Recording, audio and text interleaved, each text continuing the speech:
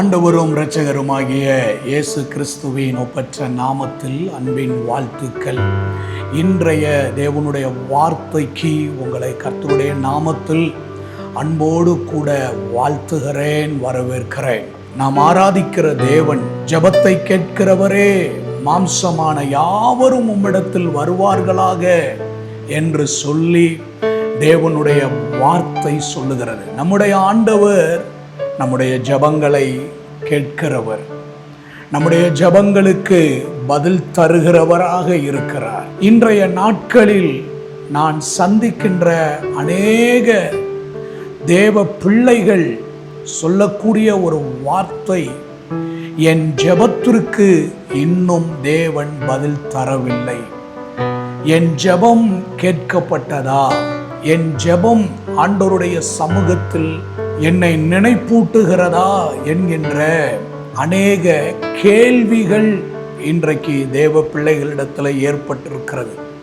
உங்களுடைய வாழ்க்கையில கூட தேவன் என்னுடைய ஜெபத்தை கேட்கிறாரா, என்னுடைய ஜெபத்திற்கு பதில் தருகிறாரா என்கின்ற ஒரு பெரிய சந்தேகம் உங்களுக்குள்ளாக எழும்பி இருக்கும். யோவான் எழுதின சுவிசேஷம் 2வது அதிகாரத்திலே இயேசுவும் அவருடைய சீசர்களும் அந்த கல்யாண வீட்டிற்கு அழைக்கப்பட்டிருந்தார்கள். அந்த கல்யாண வீட்டிலே திராட்சை ரசம் குறைவுபட்ட பொழுது இயேசுவின் தாயாகிய மரியாள் இயேசுவின் இடத்திலே வந்து திராட்சை ரசம் குறைவுபட்டு இருக்கிறதை இயேசுவுக்கு தெரியப்படுத்துகிறார். அப்பொழுது நம்முடைய ஆண்டவர் அங்கே சொல்லக்கூடிய வார்த்தைகளில் ஒன்று, யோவான் எழுதின சுவிசேஷம் 2வது அதிகாரம் 4வது வசனத்தை நாம் வாசிப்போம் என்றால், அதற்கு இயேசு, ஸ்திரீயே, எனக்கும் உனக்கும் என்ன? என் வேலை இன்னும் வரவில்லை என்றார். ஆண்டவர் இங்கு சொல்லக்கூடிய வார்த்தைகளில் ஒன்று, என் வேலை இன்னும் வரவில்லை. கல்யாண வீட்டிலே ஒரு குறைவு ஏற்பட்ட பொழுது, ஒரு தேவை ஏற்பட்ட பொழுது, அந்த தேவையை இயேசுவினிடத்திலே மரியாள் தெரிவிக்கும் பொழுது, அங்கே இயேசு கிறிஸ்து சொன்ன வார்த்தை, என் வேலை இன்னும் வரவில்லை என்கின்ற வார்த்தை மரியாளுக்கு சற்று திகைப்பை ஏற்படுத்தி இருக்கும். ஒரு தேவையில் இருக்கிறோம், ஒரு அற்புதத்தை எதிர்நோக்கி இருக்கிறோம், ஒரு அவசரத்தை எதிர்நோக்கி இருக்கிறோம். இயேசு கிறிஸ்துவால் எதையாயிலும் ஒன்றை செய்ய விரும்பிதான் திராட்சை ரசம் குறைவுபட்டது என்று சொன்ன பொழுது இயேசு கிறிஸ்து சொல்லுகிற வார்த்தை, ஸ்திரீயே, என் வேலை இன்னும் வரவில்லை. இன்றைக்கு நாமும் கூட ஒரு தேவைக்கு நடுவிலே, ஒரு நெருக்கத்திற்கு நடுவிலே, ஒரு அற்புதத்தை, ஒரு ஆசீர்வாதத்தை, ஒரு நன்மையை, ஒரு விடுதலையை எதிர்பார்த்து காத்திருக்கிற நேரத்தில் ஆண்டவருடைய சமூகத்திற்கு போய் கண்ணீரோடு, உபவாசத்தோடு, விசுவாசத்தோடு நம்முடைய தேவையை தேவனிடத்திலே தெரியப்படுத்தும் பொழுது, ஒருவேளை நம்மை பார்த்து இயேசு கிறிஸ்து என் வேலை இன்னும் வரவில்லை என்று சொன்னால், நமக்கும் கூட ஒரு திகைப்பு, ஒரு பயம் ஏற்பட்டிருக்கும். மரியாள் இயேசுவினிடத்தில் வந்து அங்கு அந்த திருமண வீட்டிலே இருக்கக்கூடிய சூழ்நிலைகளை தெரியப்படுத்தின பொழுது இயேசு உடனே சம்மதம் சொல்லாமல் தமது வேலை இன்னும் வரவில்லை என்றார்.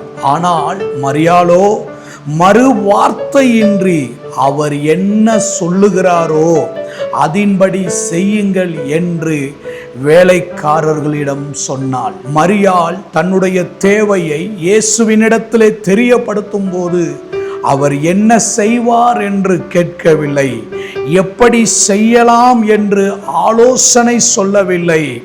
அவர் எதை செய்தாலும் அதற்கு மரியாள் தன்னை அர்ப்பணித்திருந்தால். தேவனுடைய பிள்ளைகளாகிய நாம் கவனிக்க வேண்டும். இயேசு தமது வேலை வரவில்லை என்று சொல்லும் பொழுது அவர் என்ன சொல்லுகிறாரோ அதின்படி செய்யுங்கள் என்று வேலைக்காரர்கள் வேலைக்காரரிடத்தில் சொல்லியிருக்க மாட்டார். இயேசு சாதாரணமானவர் அல்ல. அவர் தேவகுமாரன் என்பது மரியாளுக்கு தெரியும். தேவ திட்டத்திலே எதுவும் தாறுமாறாக இருப்பது இல்லை. ஒவ்வொன்றுக்கும் ஆண்டவர் ஒரு வேலையை நியமித்திருக்கிறார். இன்றைக்கு உங்களுடைய வாழ்க்கையில கூட ஆண்டவராகிய தேவன் ஒரு வேலையை நியமித்திருக்கிறார். அவருடைய வேலை வரும் பொழுது அவர் உங்களுடைய ஜெபத்திற்கான பதிலை தருவார். அவருடைய வேலை வரும் பொழுது உங்களுடைய அற்புதத்தை ஆண்டவர் செய்வார். இன்றைக்கு உங்களுடைய வாழ்க்கையில ஆண்டவர் நேர்த்தியாய் செய்வார். உங்கள் ஜெபங்கள் தேவனுடைய சமூகத்தில் இருக்கிறது. ஏற்ற நேரத்தில் ஆண்டவர் உங்கள் ஜெபத்திற்கான பதிலை ஆண்டவர் தந்தருளுவார். இன்றைக்கு தேவ கரத்திலே நம்மை ஒப்பு கொடுத்து ஜெபிப்போம்.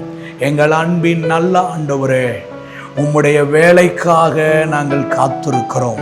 உம்முடைய வேலை வரைக்கும் விசுவாசத்திலே நாங்கள் தடுமாறி விடாதபடி, அவிசுவாசத்திற்கு இடம் கொடுத்து விடாதபடி காத்திருந்து பெற்றுக்கொள்ள ஆண்டவர் எங்களுக்கு கிருபை தரும்படி ஜெபிக்கிறோம். இயேசுவின் நாமத்தில் பிதாவே, ஆமேன். God bless you.